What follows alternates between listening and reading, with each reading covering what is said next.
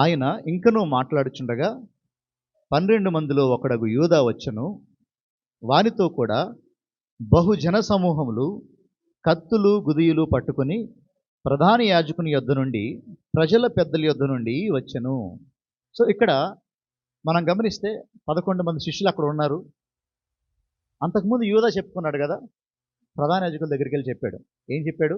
ఇదిగో నేను మీకు యేసయ్యని అప్పగిచ్చేస్తాను, నాకేమిస్తారు అంటే వాళ్ళు ఏం చేశారు? 30 వెండి నాణేలు యూదాకి ఇచ్చారు. యూదా టైం చూస్తున్నాడు. ఏ టైంలో సరిగ్గా దొరుకుతాడా యేసుక్రీస్తు వారు అని చెప్పి ఆయన టైం చూసుకుంటా ఉన్నాడు. ఇది సుమారుగా అర్ధరాత్రి సమయం అండి. యేసుక్రీస్తు వారు శిష్యులతో ఉన్న సమయం అర్ధరాత్రి సమయం. అది ఒక అర్ధరాత్రి టైంలో అరెస్ట్ చేయటం అనేది అది లీగల్ కాదు. అది సరైన పద్ధతి కాదు.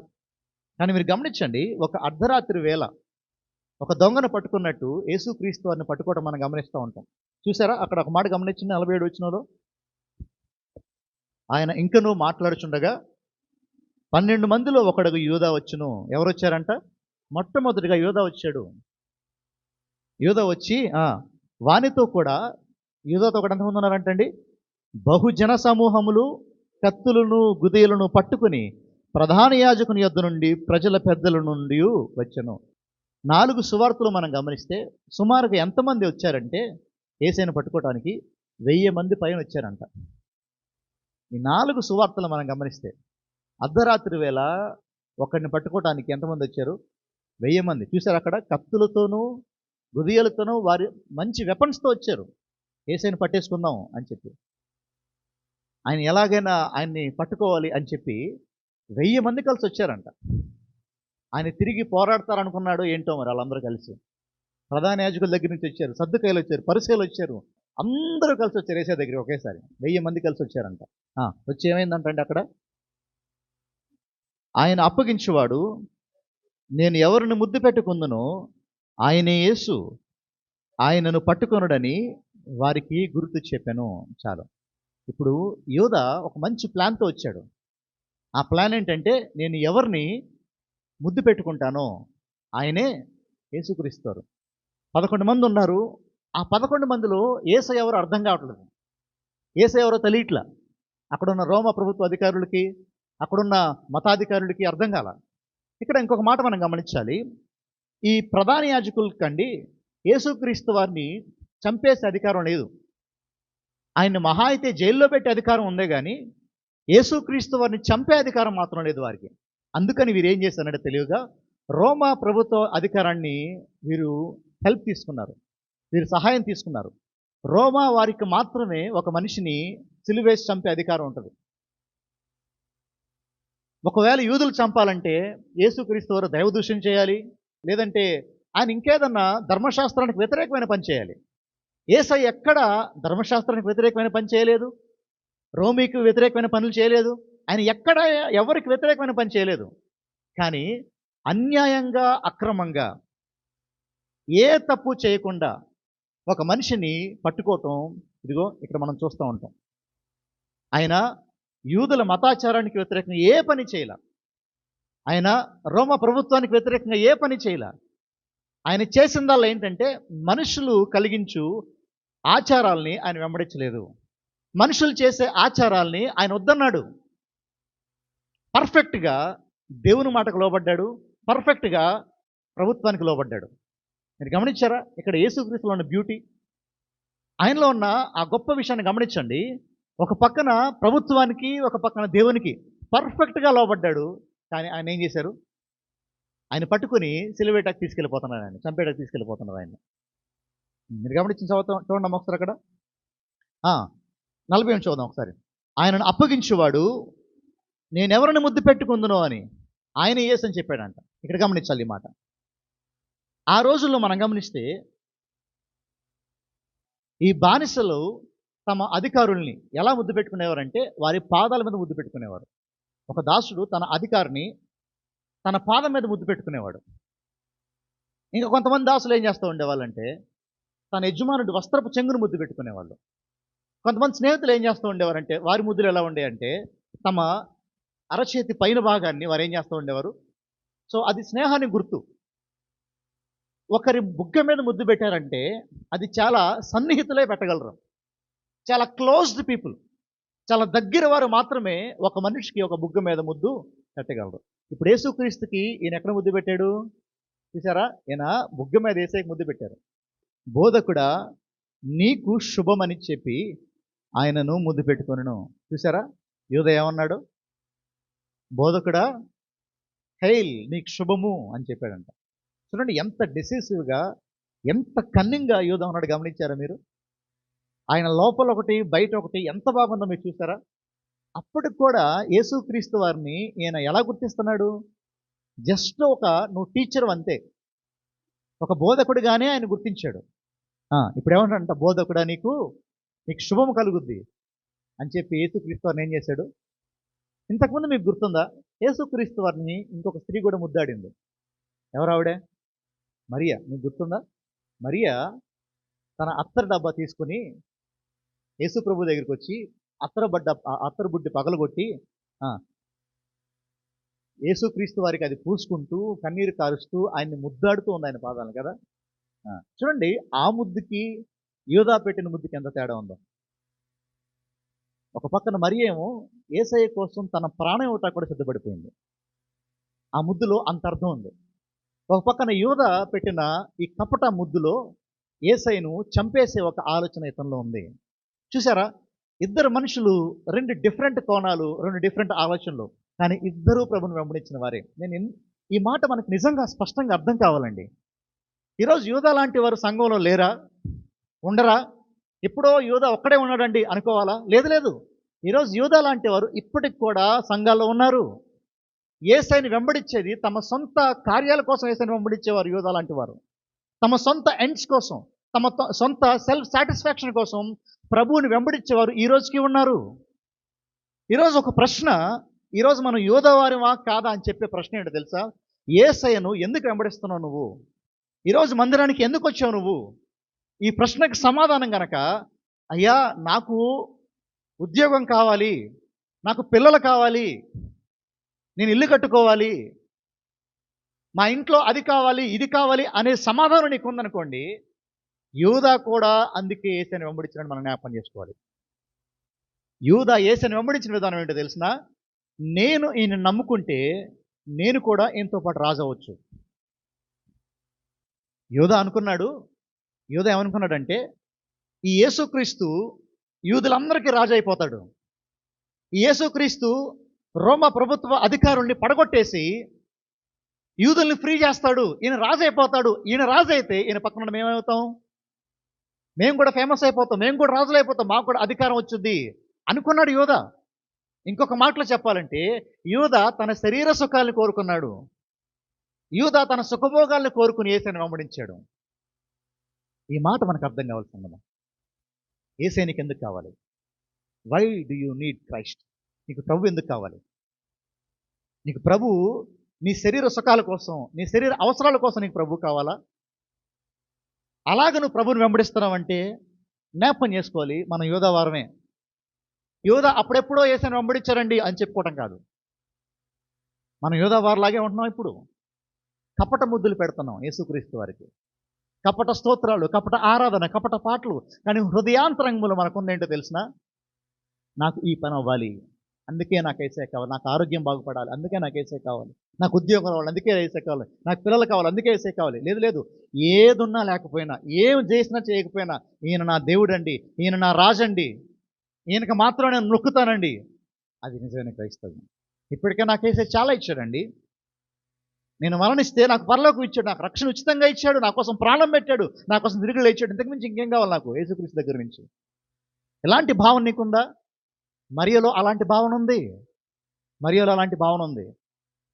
యేసు చెలికాడ నీవు చేయవచ్చునది చేయమని అతనితో చెప్పగా వారి దగ్గరికి వచ్చి ఆయన మీద పడి ఆయనను పట్టుకున్నారు. యేసుక్రీస్తు ఏమన్నాడు యూదాని? ఏమని సంబోధించాడు? చెలికాడా, మై ఫ్రెండ్, నా చెలికాడా, నువ్వు చేయవలసింది చెయ్యి. అదే యేసుక్రీస్తు యూదాతో మాట్లాడిన ఆఖరి మాట, నీవు చేయవలసింది నువ్వు చెయ్యి. యూదాతో మాట్లాడిన ఆఖరి మాట అది. గమనించండి, నిత్యత్వం వరకు యూదా ఆ మాట చెవులు వినపడతానే ఉంటుంది నరకంలో యూదాకి. నువ్వు చేయవలసింది చెయ్యి అని మనుష్య కుమారుడు పలికిన ఆఖరి మాట. యోధా గురించి మనకి ఎంత అర్థమైతే ఈరోజు మన క్రైస్తవ ఆధ్యాత్మిక జీవితం అంత బాగుంటుంది. యోధాకి ఏం కావాలి ప్రభు దగ్గర నుంచి? యోధాకి ఏం కావాలి? యోధాకి ఏం కావాలంటే తన సొంత కార్యాలు నెరవేర్చుకోవటం మాత్రమే యోధాకు కావాలి. ఈ మాట నేను మరలా చెప్తున్నాను కావాల్సుకుని. ఈరోజు మన సొంత కార్యాలకి మాత్రమే క్రీస్తు మనకు కావాలా? ఇంకా దేనికైనా క్రీస్తు నీకు కావాలా? నీ సొంత కార్యాలు నెరవేర్చుకోవడానికి మాత్రమే ప్రభువు నీకు కావాలా? నేను మొక్కుకున్నానండి, నాకు ఆ పని అయింది. నేను మొక్కుకున్నానండి, నాకు ఇదైంది. ఏంటి మొక్కుకోవటం? ఏంటి గుడికి వెళ్తే మంచి అవటం? ఏంటి అబద్ధ క్రైస్తవ్యం? ఏంటి ఈ తెలిసి తెలియని క్రైస్తవ్యం? ఇది అలాంటిది కాదే ఈ క్రైస్తవ్యం. ఈ దేవుడు హృదయాన్ని మార్చే దేవుడు. మొక్కుకుంటే చేసే దేవుడు కాదు ఈ దేవుడు. గుండు గీకుస్తుంటే పని చేసే దేవుడు కాదు ఈ దేవుడు. గుణదలెళ్తే పని అయిపోయే దేవుడు కాదు ఈ దేవుడు. ఈ దేవుడు హృదయం మారితే పనిచేసేవాడు ఈ దేవుడు. నీ జీవితం మారితే పనిచేసేవాడు ఈ దేవుడు.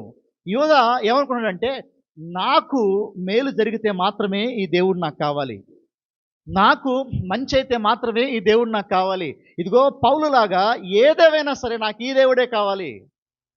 మరణమైనా జీవమైనా, బ్రతుకుట క్రీస్తే చావైనా మేలే అనే ఒక విషయం యూదా దగ్గర లేదు. ఈరోజు ఇదే విషయం క్రైస్తవుల్లో లేదండి. ఈరోజు మనం కూడా ప్రభుని శరీర సుఖాల కోసం, శరీర భోగాల కోసం మనం ప్రభుని కావాలనుకుంటున్నాం. ఎంతో భయంకరమైన తప్పిది. ఎంతో భయంకరమైన తప్పిది. ఎందుకేసే కావాలి నీకు? సూటిగా నిన్ను నువ్వు ఒక ప్రశ్న అడుక్కో. Why do you need Christ? యోధా ముందు ఒక పెద్ద టాస్క్ ఉంది. ఆ టాస్క్ ఏంటంటే, యోధా అనుకున్నాడు నేను గొప్పవాడిని అయిపోతానేమో అనుకున్నాడు. దేవుడు అంటున్నాడు, నన్ను వెంబడించాలా? నీ సిలువను ఎత్తుకుని నన్ను వెంబడించు అని యేసుక్రీస్తు అంటున్నారు. అర్థం కాలే యోధాకి. సిలువ వెనకాల కాస్ట్ యోధాకు తెలియలా. సిలువ వెనకాల కాస్ట్ యోధాకు అర్థమైపోయేసరికి యోధా క్రీస్తుని వదిలేశాడు. నేను మరలా చెప్తున్నా, యేసయ్యని వెంబడిస్తే ఒక వేళ ఉంటుంది. యేసయ్యని నమ్ముకున్నావా కొన్ని త్యాగం చేయాలి. యేసయ్యని నమ్ముకున్నావా కొన్ని మాటలు పడాలి. యేసయ్యని నమ్ముకున్నావా శ్రమలు అనుభవించాలి. యేసయ్యని నమ్ముకున్నావా నిందలు అనుభవించాలి. There is a cost. దానికి వెల ఉంది. వెల లేకుండా సుఖభోగాలతో యేసయ్యని వెంబడిస్తా అనుకున్నావా? అది అవివేకం, అజ్ఞానం. అది అవివేకం, అజ్ఞానం మాత్రమే. వెన్ యు ఫాలో క్రైస్ట్, నా సిలువను ఎత్తుకుని నన్ను వెంబడించాలంటే తను ఉపేక్షించుకోవాలి. అనుదినము నా సిలువను ఆయన ఎత్తుకోవాలి. ఈరోజు క్రీస్తుని వెంబడించాలంటే దెర్ ఈస్ కాస్ట్ అండి. ఒక వెల ఉంది అక్కడ. ఆ వెలను మనం మర్చిపోతున్నాం ఈరోజు యోధాలాగా. ఈరోజు కేవలము శరీర సుఖాల కోసం నాకేమొస్తుంది వేసి నమ్ముకుంటే, నాకు అది కావాలి, నాకు ఇది కావాలి. లేదండి, ఇలాంటి ఒక భ్రమలో నుంచి బయటికి రావాలి మనం. నాకేది కావాలి కాదు, అయ్యా నేనేం చేయగలను నీ కోసం? What can I do for you? నేనేం చేయగలను నీ కోసం? ఉద్యోగం వచ్చాక చేస్తాను, అంత అయిపోయాక చేస్తాను, డబ్బులుంటే చేస్తాను. కాదు, ఇప్పుడు నా పరిస్థితుల్లో, నా జ్ఞానానికి, నా వయసుకి, నా పరిమితులకి నేను నీ కోసం ఏం చేయగలను చెప్పు, నేను చేస్తాను. ఇది క్రైస్తవుడు ఆలోచన. యోధా ఆలోచన ఏంటో తెలుసా? నాకు ఇవ్వు, నేను నీకు ఇస్తాను. నాకు ఇవ్వు, నేను నీకు చేస్తాను. చాలా భిన్నంగా ఉందండి థాట్స్ ఇక్కడ. ఈరోజు దురదృష్టవశాత్తు క్రైస్తవులు మనం కూడా ఇలాంటి ఆలోచనలు ఉండి, నాకు ఇవ్వయ్యా నేను చేస్తాను, నాకు దయచేయి నేను చేస్తాను నీకు. లేదు, ఇప్పటికే నీకు చాలు చేశాడు దేవుడు. ఎవడో చేయలేని విషయాన్ని దేవుడు నీకోసం చేశాడు. నీకోసం ప్రాణం పెట్టాడు, నీ పాపాలు తీసివేశాడు, ఉచితంగా నీకు పరలోకం ఇచ్చాడు. ఇంకేం కావాలి నీకు? చనిపోతే ఈరోజు ఇక్కడికి మరణిస్తే నీకు ఒక నిర్ధారణ ఉంది. ఆ నిర్ధారణ ఏంటంటే, నేను నా ప్రభువుని కలుసుకుంటాను, నేను పరలోకి వెళ్తాను, మరణానికి ఒక జీవితం ఉంది అని ఒక నిర్ధారణ నీకుంది. ఈ నిర్ధారణ, ఈ నిశ్చయత ప్రభువుని నమ్ముకున్న వారికి లేదండి. ప్రభువుని నమ్ముకున్న వారికి మాత్రమే ఉంది. మరి దేవుడు నీకు ఇంత చేశాడే, ఇప్పుడు ఏమన్నా తెలుసా? నిజమైన క్రైస్తవురాళ్ళలాగా, అయ్యా ఇప్పుడు నేను నీ కోసం ఏం చేయగలను చెప్పు. యోధాలాగా నాకేం కావాలి అని చూసుకోవడం కాదు. నేను ఇంకా నీ సేవ కోసం ఏం చేయగలను, నేను ఇంకా నీ రాజ్య విస్తరణ కోసం నేను ఇంకేం చేయగలను, ఇది నువ్వు ప్రభుని అడగాలి. ఈరోజండి నేను ఎందుకు ఇక్కడ నాకు మళ్ళీ చెప్పాలనిపిస్తుంది. ఈరోజు సెల్ఫ్ సఫిషియెంట్ గాస్పెల్ ఎక్కువైపోయింది. ఈరోజు మనకి మోటివేషన్లు ఎక్కువైపోయినాయి. మనకి ఈరోజు దరిద్రం ఏంటంటే, దరిద్రం క్రైస్తవంలోకి వచ్చేసింది. మోటివేషన్లు ఎక్కువైపోయినాయి మనకి. మన చెవులకు కూడా దురద చెవులు అయిపోయినాయి మనవి కూడా. ఎప్పుడు దేవుడు నిన్ను దీవిస్తాడు దీవిస్తాడు దీవిస్తాడంటే భలే వింతగా ఉంటుంది, మనకి హాయిగా ఉంటుంది మనకి వింటాకి. నీకు మంచి జరుగుద్ది, నీకు మేలు జరుగుద్ది అంటే చాలా బాగుంటుంది మనకి వినటానికి. నువ్వు కష్టపడాలంటే తీసేస్తాం ఛానల్ అక్కడి నుంచి మనం వెంటనే. ఈరోజు చూడండి, సాతాను ఎంత బాగా ప్లాన్ చేశాడో, సాతాను ఎంత బాగా మోసం చేస్తున్నాడు గమనించండి మీరు. బైబిలే మనం వినేది, కానీ విరుద్ధమైన మాటలు మనం వింటున్నాం. దేవుని సేవకులే చెప్తున్నారు, కానీ దేవుని వాక్యం చెప్పట్లేదు. ఈరోజు మానవుడు ఏ బలం లేదు మానవుడిలో ఏ శక్తి లేదు. మానవుడు ఉట్టివాడే. మానవుడు ఏం చేయాలన్నా దేవుని సహాయం కావాలి. అది మనకు అర్థం కావాలి. ఈరోజు నా మాట మీకు మరలా రిపీట్ చేస్తున్నాను. ఈరోజు యూదాలాగా మన మనస్తత్వం ఉంటుందేమో గమనించుకుందాం ఒకసారి మనం.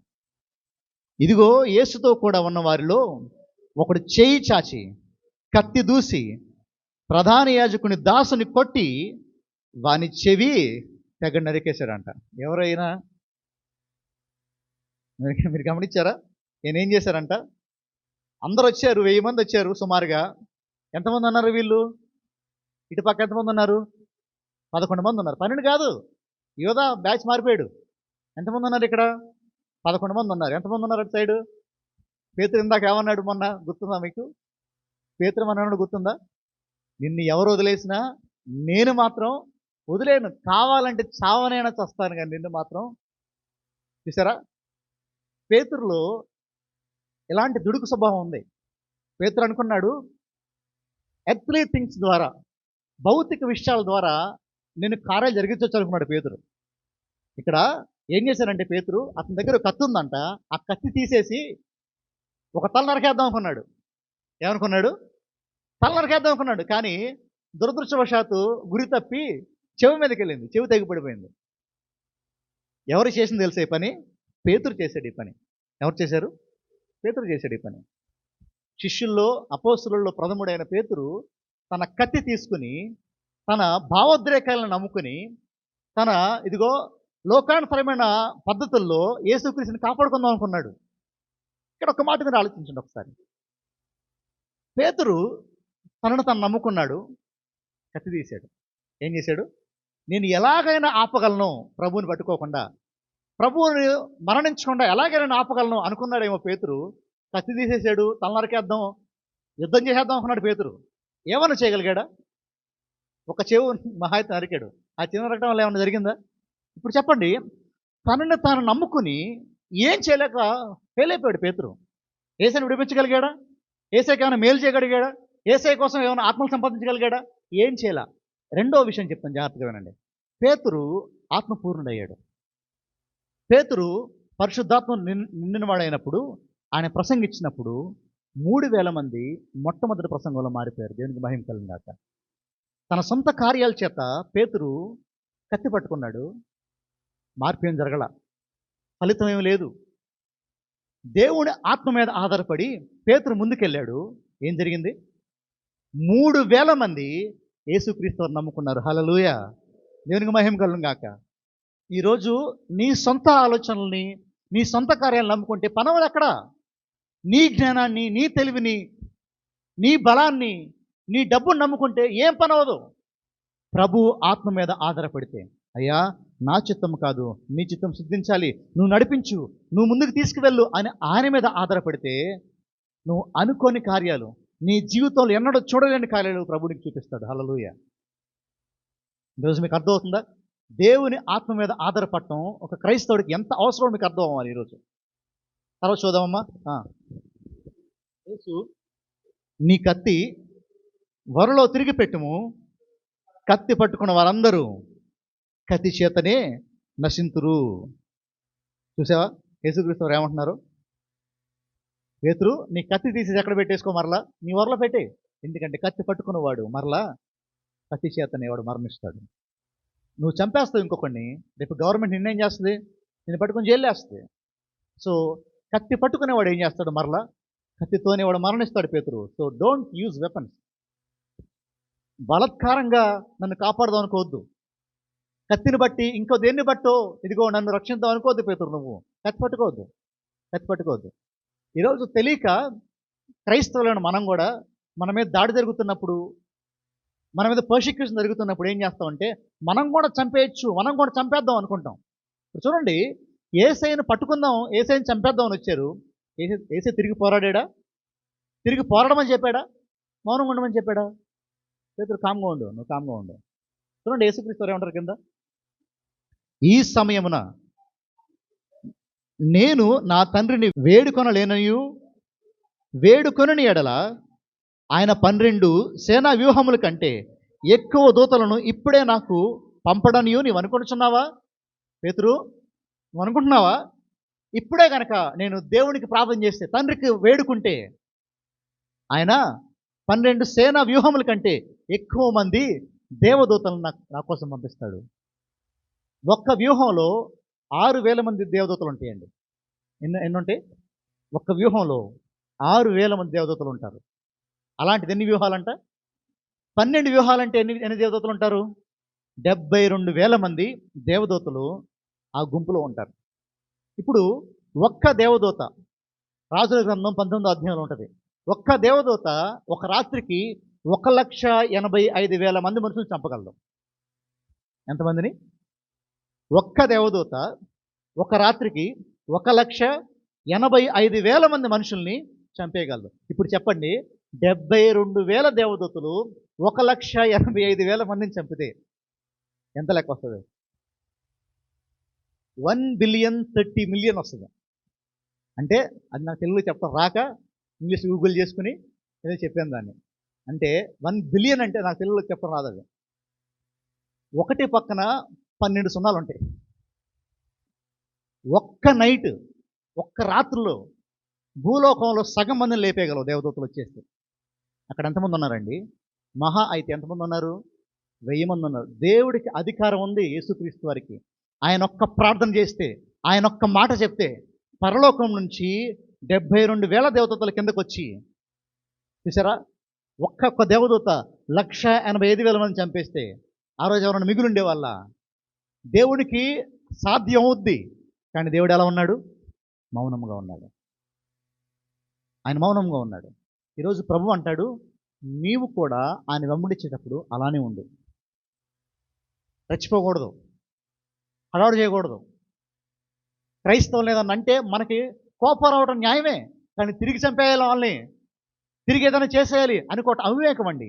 యేసుక్రీస్తుని చంపేసినప్పుడు ఆయన తిరిగి పోరాడలా, ఆయన గింజుకోలా, ఆయన బూతులాడలా, ఆయన ఇంకేదో చేయాల. ఆయన ఇదిగో ఒక గొర్రె ఏ రీతిగా మౌనంగా వధించేటప్పుడు ఉంటుందో ఆయన కూడా మౌనంగా ఉన్నాడు. ఆయన యేసుక్రీస్తు కూడా ఈరోజు ఆ మాదిరి మనం నేర్చుకోవాలి.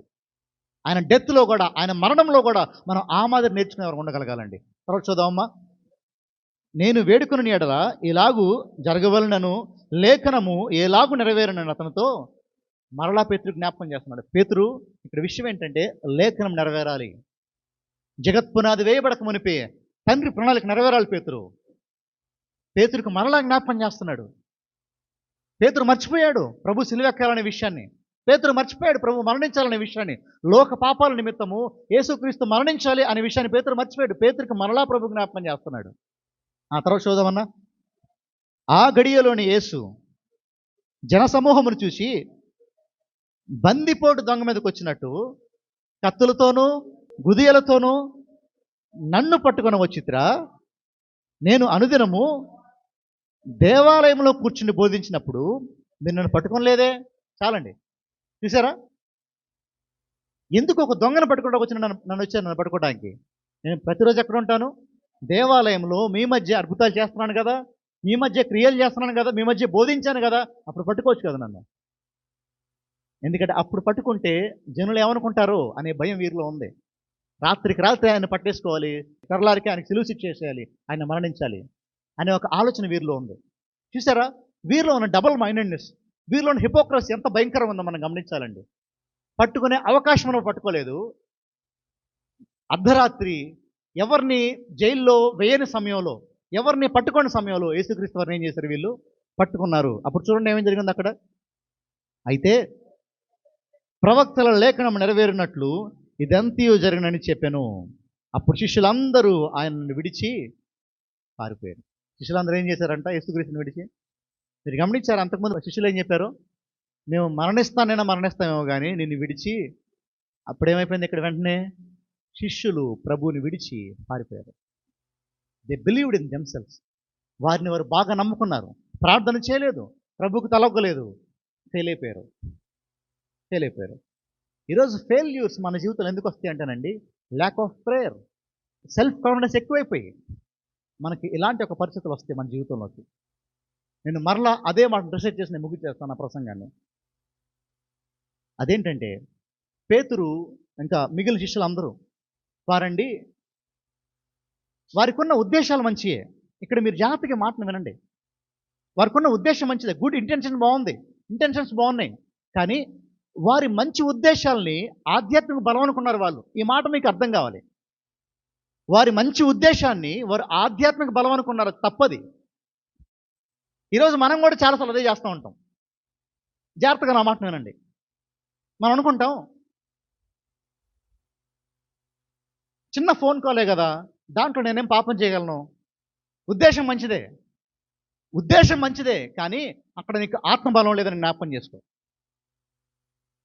చిన్న తప్పే కదా, చిన్న విషయమే కదా, దీంట్లో నేను పడితే పాపం చేయనులే. ఉద్దేశం మంచిదే, పాపం చేయననే ఉద్దేశం మంచిదే, కానీ నీకు అక్కడ ఏం లేదు, ఆధ్యాత్మిక బలం లేదు. శిష్యులు అనుకుంటున్నారు, యేసయ్య కోసం మేము నిలబడదాం, యేసయ్య కోసం పోరాడదాం, ఉద్దేశం మంచిదే, కానీ వారికి ఏం లేదు, ఆధ్యాత్మిక బలం లేదు. ఉద్దేశాలు నెరవేరాలి అంటే మంచివి, నీకేముండాలి, ఆధ్యాత్మిక బలం ఉండాలి. ఆధ్యాత్మిక బలం ఉండాలంటే నీకే ఉండాలి, ఇంకా అండర్లైన్లో ప్రార్థన ఉండాలి. ఈ మూడు హ్యాండ్ బై హ్యాండ్ నడుస్తాయండి. నీకు ప్రార్థన ఉందా, నీకేముంటుంది, ఆధ్యాత్మిక బలం ఉంటుంది. నీకు ఆధ్యాత్మిక బలం ఉందా, నీ ఉద్దేశాలు సరిగ్గా ఉంటాయి. ఈరోజు క్రైస్తవులను మనకి ఉద్దేశాలు బాగుంటాయి, కానీ క్రియలు ఉండవు. కొంచెం కన్ఫ్యూజన్గా ఉన్నాయి. నా మాట మీరు వినండి. ఉద్దేశాలు మంచియే, మనవి మంచి చేద్దాం, పాపం చేయకూడదు, ఇది చేయకూడదు, మంచిగా ఉండాలి, ఉద్దేశం బాగుంది. ఆ ఉద్దేశం నెరవేర్చబడాలంటే మనకేముండాలి, ఆధ్యాత్మిక బలం ఉండాలి. పేతురుకి మిగిలిన అపోస్తులకి శిష్యులకి ఉద్దేశం మంచిదే, కానీ ఫెయిల్ అయిపోయారు. ఈరోజు నీ ఉద్దేశం మంచిదే, పాపం చేయకూడదని, కానీ ఫెయిల్ అయిపోతున్నావు. మన ఉద్దేశాలు మంచియే, పాపం చేయకూడదు, కానీ టైం బై టైం మనం ఫెయిల్ అయిపోతున్నాం.